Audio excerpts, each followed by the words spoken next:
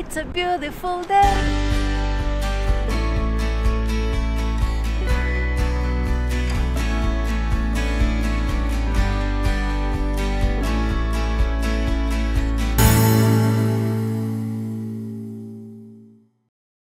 Hi guys! Hello, good morning from Vienna. It's a beautiful day. It's quite unusual to make again a vlog in English. At our beginnings as YouTubers we filmed a lot in English, but this time we have to film again a vlog in two different languages. So this vlog will be in English and also in Romanian. We are so proud to have this partnership with Get Your Guide. It's an app we have been used all over the world. It's an app which we definitely recommend you for all your trips. You can find on Get Your Guide the best prices for the best activities all around the world.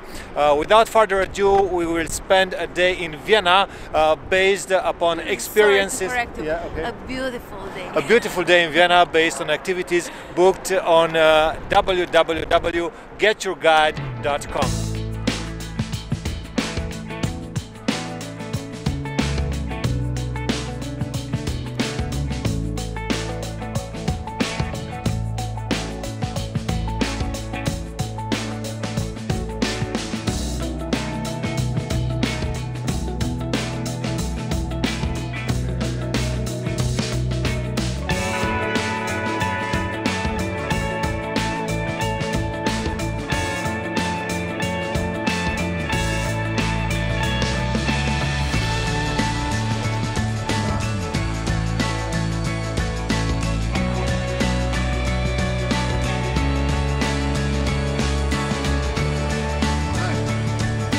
The first activity starts near the well-known opera house in Vienna. It will be a guided bus tour through the center of Vienna, followed by a private tour of the famous Schönbrunn Palace.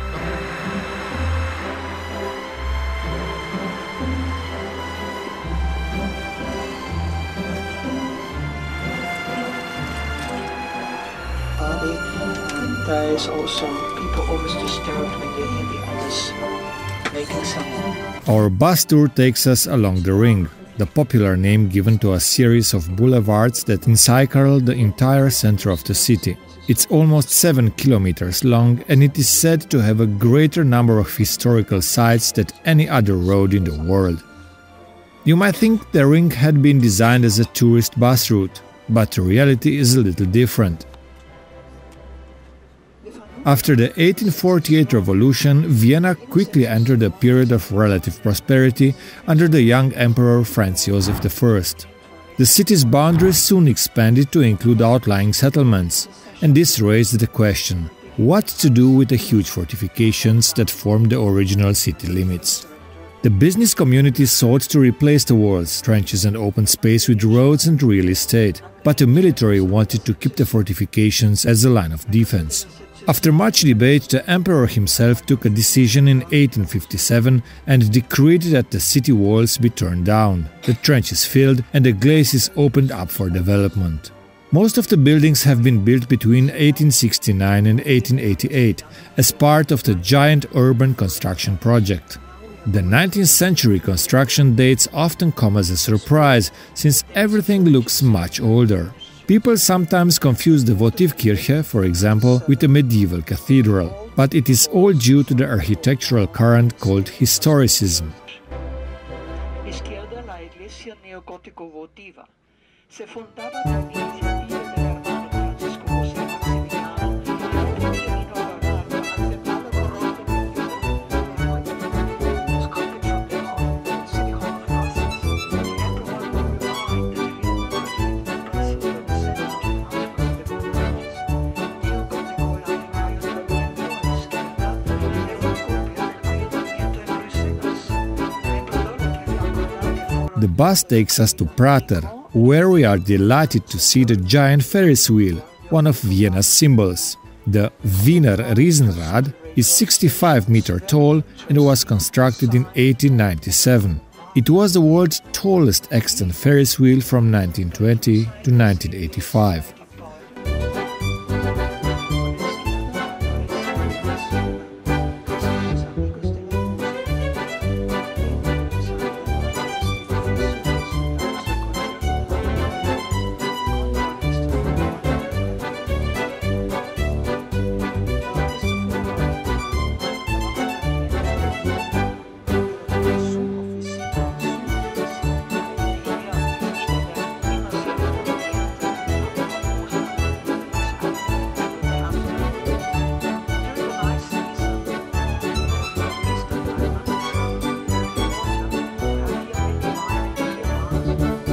The bus tour took us to the Schönbrunn Palace, the summer residence of the Habsburgs. Around 3 million people visit Vienna's Schönbrunn Palace each year, and how cute, we are now two of them. Sadly, we weren't allowed to film inside the palace. You would have loved the rich decorated rooms who literally take you on a time travel back to imperial times. One can see the Franz Joseph's drawing room and Maria Theresia's bedroom, where she never slept, by the way, the room where Austria-Hungary's last emperor was forced to abdicate, the one where Napoleon's only son died at age 21, and many more.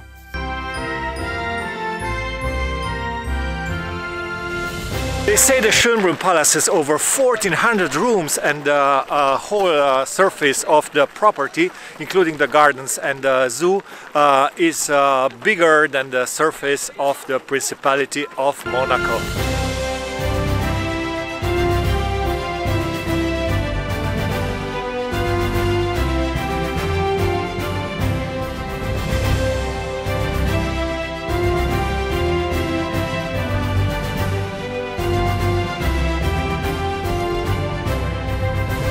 The French Emperor Napoleon conquered Vienna two times, 1805 and 1809. In May 1809, Napoleon occupied the imperial capital for a second time, again taking up his quarters at Schönbrunn.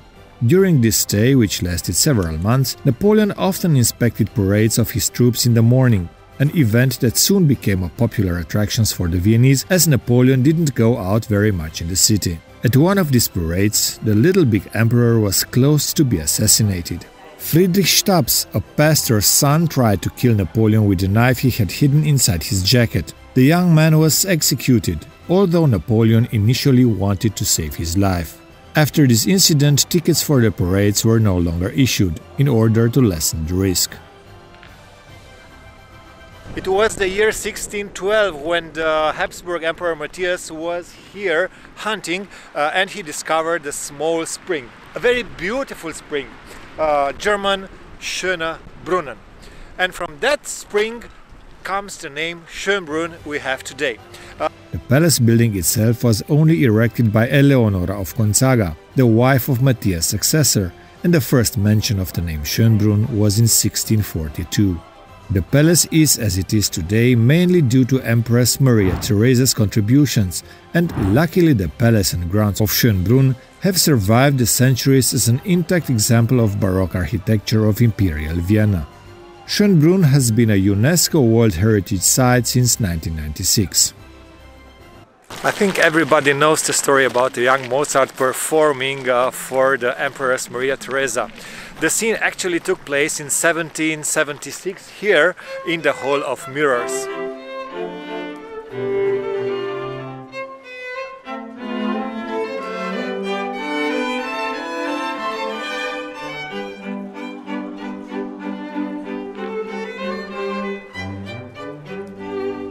It was back in 1752 when Francisc, the husband of the Empress Maria Theresa, who was a passionate nature lover and science lover, opened the first animal park, little animal park here at Schönbrunn. However, small animal collections existed here as early as 1540. The park was only opened to the public in 1779, making it still the oldest zoo in the world.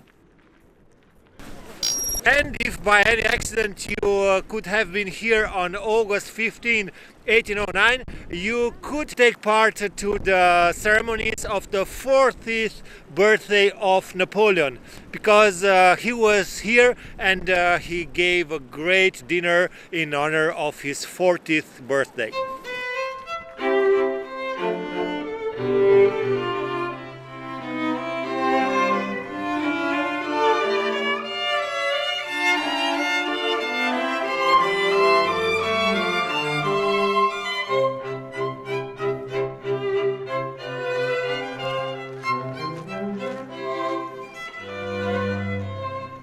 And for the one of you who want to make a little bit of sport, we recommend to climb up to the building up there called the Gloriette. It's wonderful, and there's a very nice cafe where you can drink as a reward a very hot cup of Viennese coffee.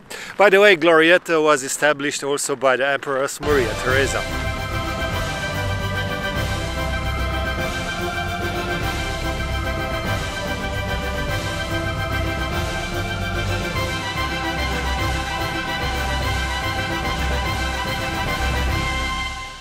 Schönbrunn Palace was not always painted in yellow like it is today. In fact, at the time of Maria Theresa it was white with a little bit of orange, and during the first half of the 20th century it was grey. And now a trivia question for you. What's this yellow color got to do with the Brazilian flag? The yellow diamond in the Brazilian flag was inspired by the Habsburg Princess Leopoldina, a daughter of Francis I of Austria, who was married to Emperor Dom Pedro I of Brazil. Donna Leopoldina fully embraced her new country and helped design the flag of Brazil, choosing the green of the House of Braganza and the golden yellow of the House of Habsburg. This was only the first attraction for today booked through Get Your Guide. Let's see what we've got next.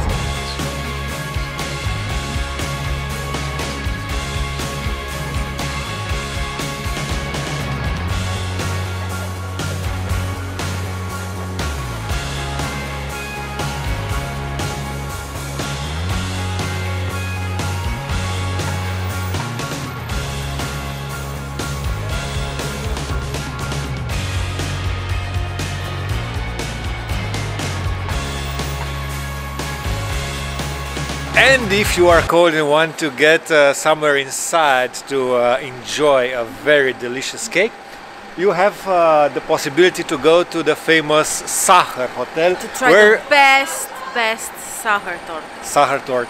The only problem is there's always a kiwi in front of the Hotel Sacher, because you know you can taste a Sacher tort at several pastries in Vienna. But never the original. And we will not have the chance to try it today. But some other day, who knows. The story of the Sachertorte begins in 1832.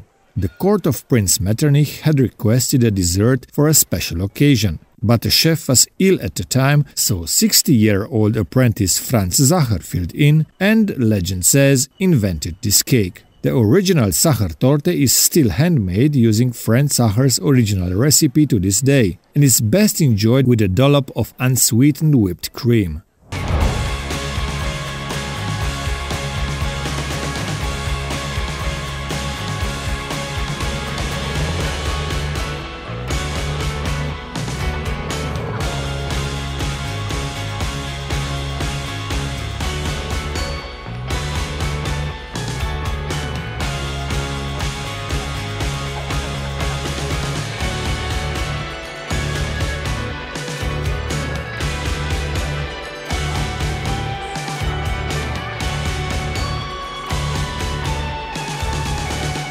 When in Vienna, one must try the Käsekreiner. This sausage is filled with cheese.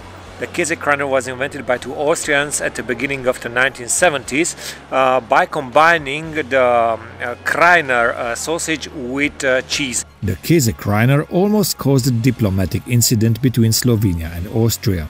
The Slovenians persuaded the European Union to give the Kreiner Wurst, Carniolan sausage, the status of a protected geographical indication, reflecting its origins in the Krain region, an area that is now modern Slovenia. This would normally make it illegally to sell any Kreiner Wurst under that name, unless sourced from the area in question. Naturally, this didn't sit well with the Austrian authorities, concerned about the loss of such a culturally significant big-selling icon. But eventually the Slovenians accepted a compromise, and you can still eat a Käsekreiner in Vienna. And to taste a Käsekreiner like an Austrian, you have to eat them with mustard, radish, and with a slice of dark bread.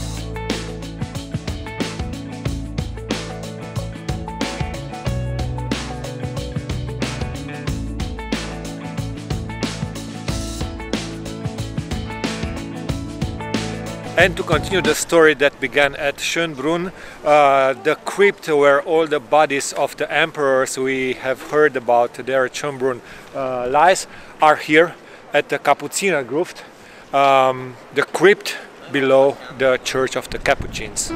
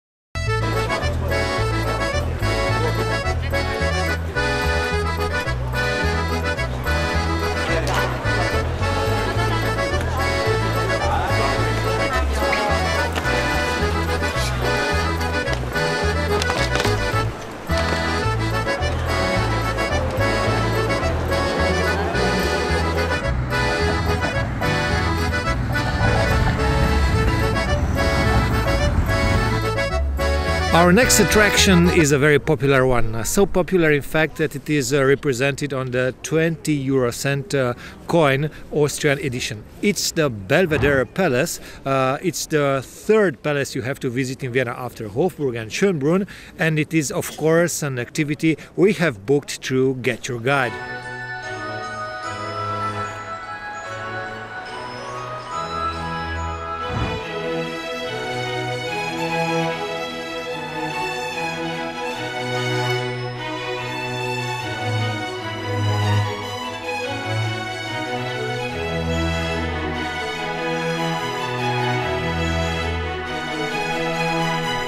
There are actually two palaces at Belvedere, the upper and the lower. While the upper hosts permanent exhibitions, the lower offers temporary art exhibitions and classic Baroque architecture.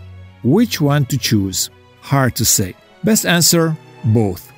Prince Eugene of Savoy, the Austrian hero in the war against the Turks, bought here a plot of land in the year 1697. Around 1712 he put to be built the first palace, and the rest is history.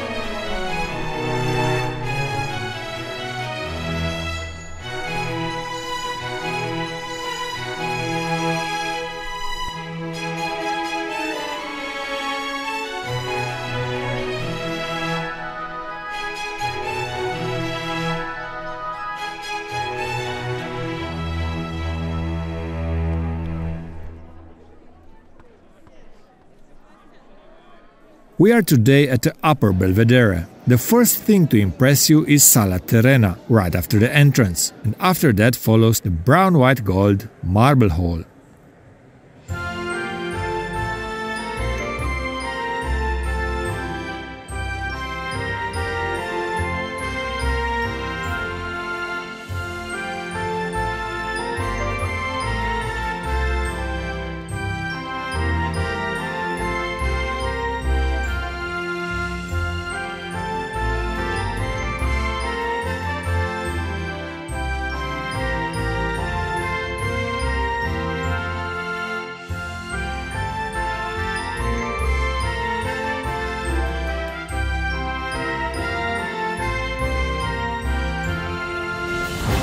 In 1776, Empress Maria Theresa and her son, the future Emperor Joseph II, decided to move here in Belvedere all the valuable painting from Hofburg, establishing hereby the first museum of Vienna and one of the oldest nowadays.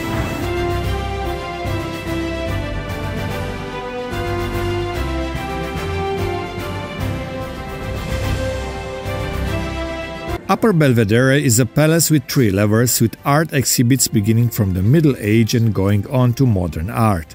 Here one can see works from Klimt, Schiele, Funke, Monet and Van Gogh, covering art periods such as Viennese Biedermeier, Austrian Baroque, Vienna in the 1900s and French Impressionism. And here we have Prince Eugene. the owner of the land where nowadays stays the Belvedere Palace.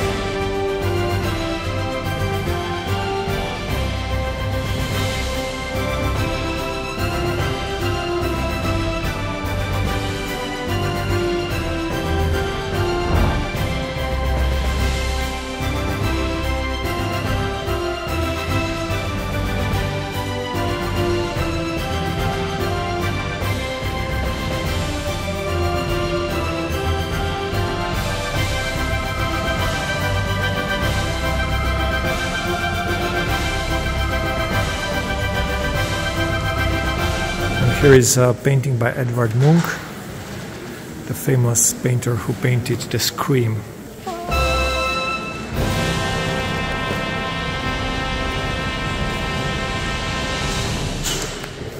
Fun things about the Belvedere Palace.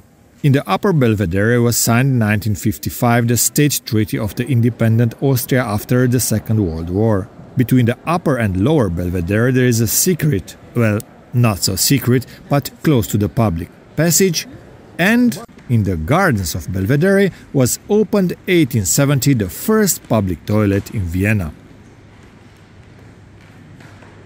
And here is the famous kiss of Gustav Klimt. You can find it on every t-shirt and magnet, fridge magnet in Vienna. And here we have the famous kiss by Gustav Klimt. Actually, it was painted around 1908. And here we have the famous kiss by Alecsandra. It was established in 2023.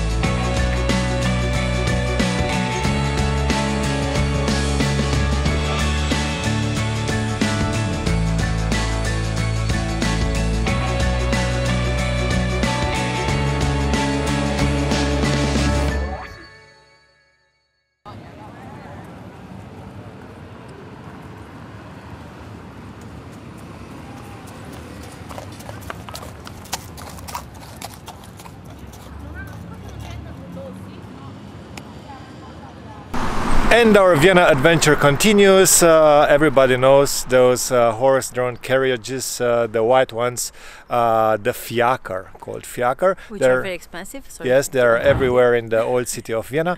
But what's the story behind these carriages?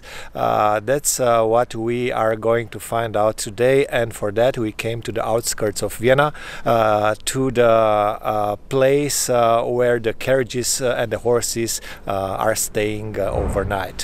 Ich bin so neugierig.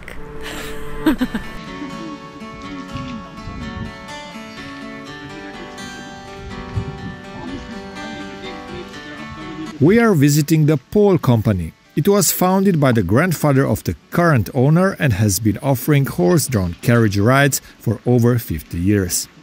It's the only Viennese fiaker company to have a license for tours at Schönbrunn Palace.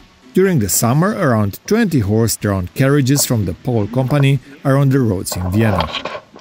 Es ist nicht ganz so einfach, dass man uns hier findet, wo wir sind. Das hat tatsächlich aber auch ein bisschen einen historischen Hintergrund. Here we find out some very interesting facts about the horses and the carriages. For example, that the horses are working only 4 days a week and they are also getting regularly vacations. Only thing is, those vacations shouldn't be too long, because it is like in school. Too much time off will make it harder to get back to the daily work. The Pole Company has a big ranch outside of Vienna, where the horses can relax, and only a few at a time are here at the stables where we are right now.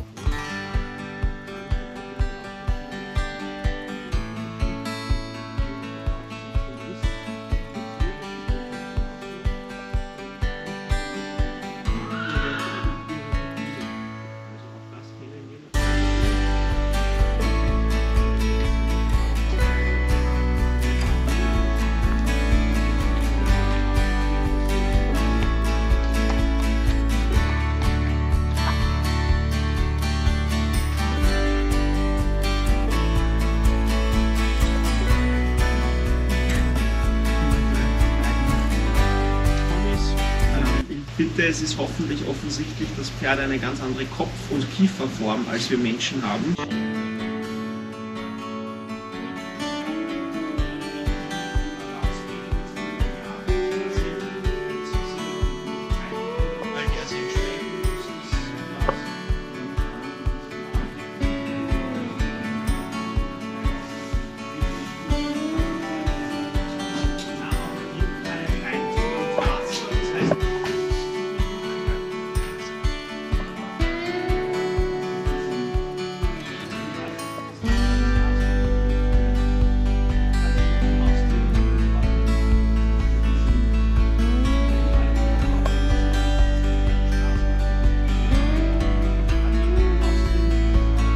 Über den Stallburschen bis hin zu den Pferden. Auch die wissen ganz genau, was da passiert und arbeiten teilweise mit.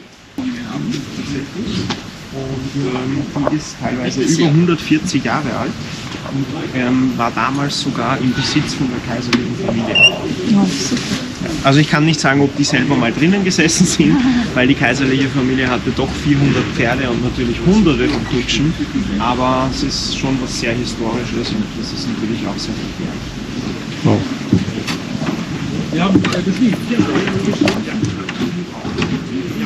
Morgen, danke schön.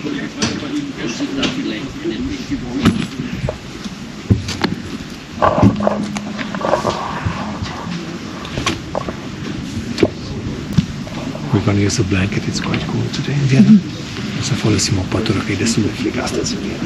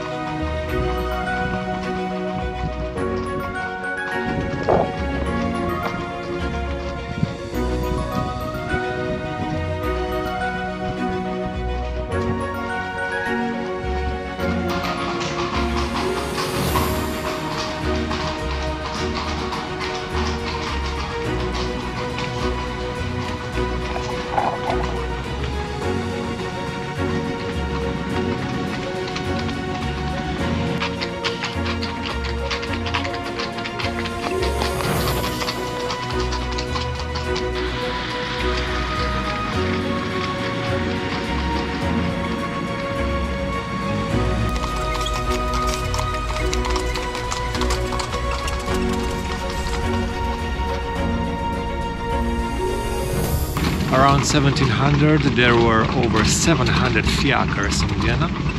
In the early 1900s over 1,000, so it's the biggest number ever. And nowadays there are only around 150 fiacres left.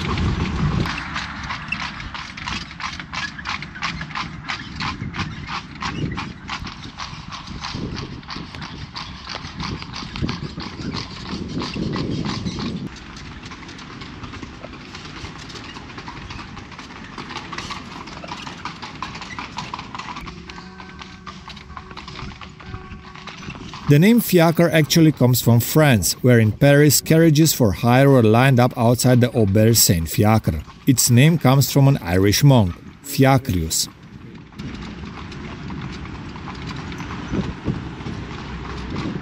We have a secret tip for you. A fiacre ride in the center of Vienna can be quite expensive. But this tour, booked with Get Your Guide, was only 30 euros for a person, and it included the visit of the horse stables and the garage and the ride from the garage to Stephansdom in the center of Vienna.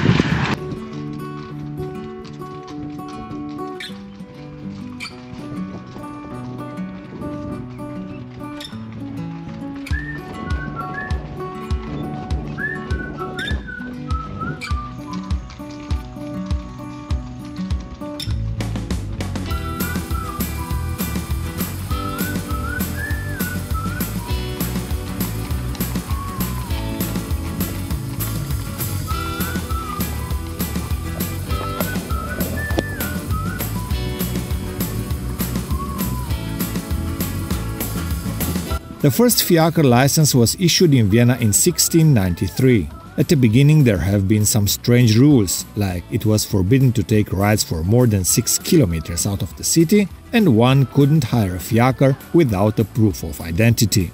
Oh, and it was forbidden to carry a burning torch or lamp. Duh! The fiacre drivers were very respected persons, and driving a carriage was considered a position of great responsibility and importance. Since the 1990s, a special education and an exam have been mandatory for being a driver of Vienna fiacres. Nowadays, a fiacre must know a lot of things, not only about traffic and horses, but also about historical landmarks of the city.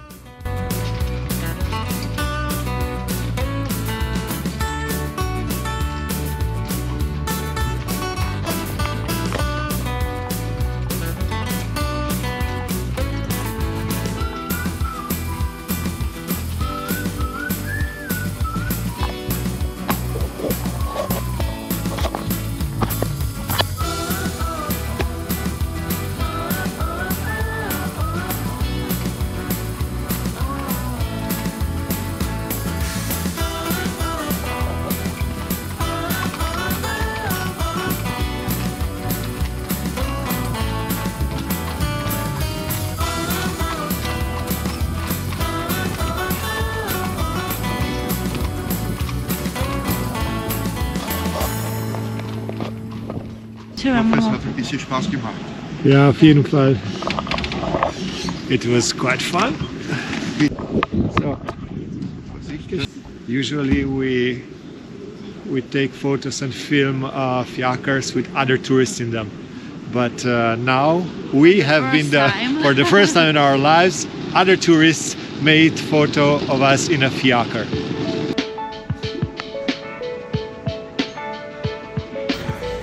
It's not quite an Austrian dessert, but something very sweet.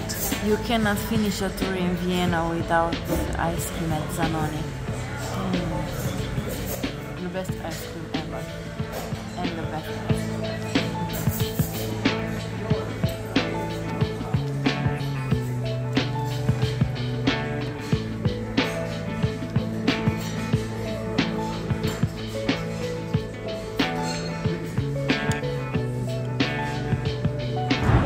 And to continue the story of the fiacres, one of the places where you can book a fiacre ride is, believe it or not, the central cemetery of Vienna. And it's not the usual cemetery where you will find only a couple of thousands of dead people. It's a place where you find the graves of very important personalities of music, literature and culture.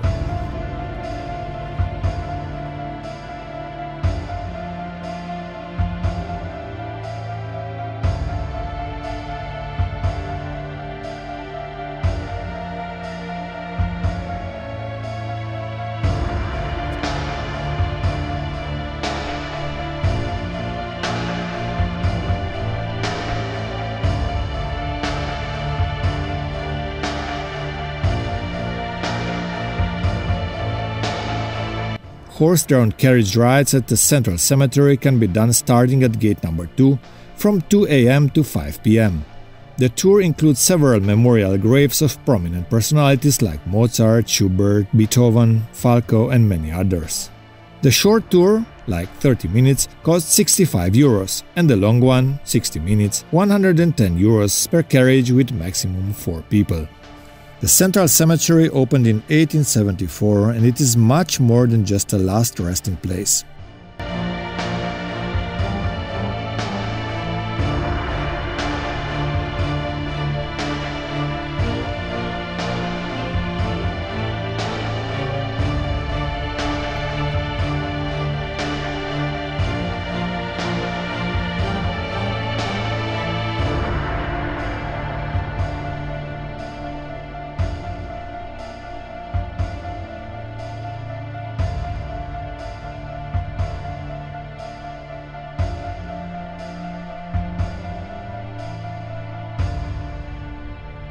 Mozart is not actually buried here in the central cemetery. He is in the little St. Mark's cemetery, which you cannot visit as a tourist.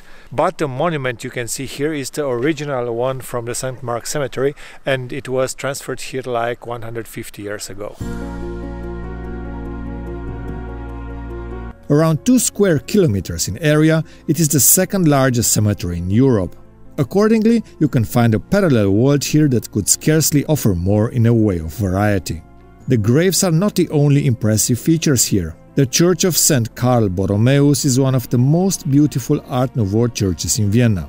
Arcade tombs, mausoleums and bizarre-looking monuments create a really unique atmosphere.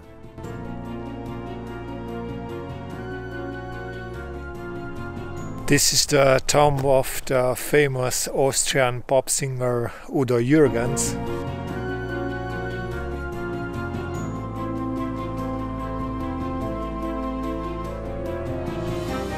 The Viennese also see Central Cemetery as a local recreation area. It is a natural paradise and the perfect place for going on long walks, jogging and cycling.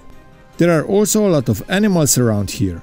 Deers, field hamsters, squirrels, badgers, martens, kestrels and many other kinds. The cemetery is really big. As you may have seen, there were some wild animals, like a few deers a few moments ago. And like I said, it's so big, one day won't be enough to visit it all. And that's why they introduced some local bus lines inside of the cemetery, which can take you from one grave to another.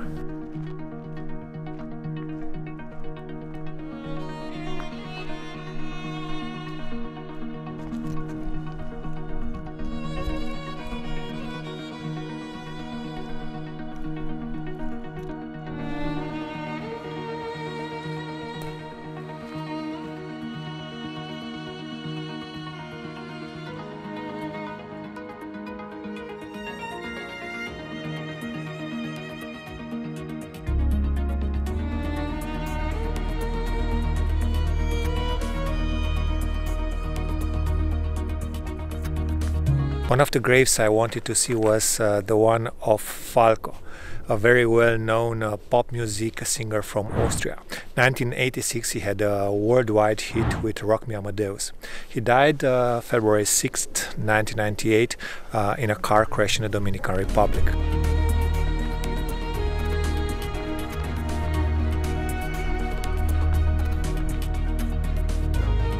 You may call me a weirdo, but there's something special about this place. And I don't know, kind of like it being here. In a very, let's say, touristy way.